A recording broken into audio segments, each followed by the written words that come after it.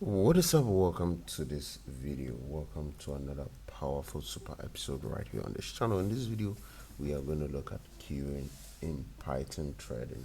So what exactly is queuing in Python threading? Python's queue model provides a three safe data structure for inter-thread communication, which prevents race conditions through built-in locking mechanisms.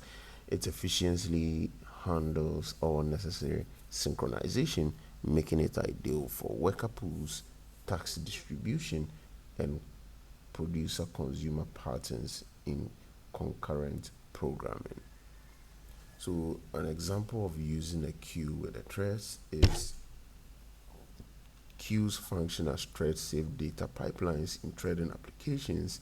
Implementation requires importing queue and threading modules, creating a shared queue instance, defining worker functions to process queue items, launching threads that access the shared queue, and this ensures each task processes exactly once across multiple threads.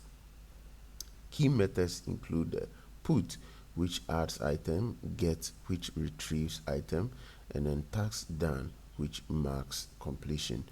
Here's a block of code to try out what we just learned. Pause this video and then try this out in VS Code. Do let us know how it went.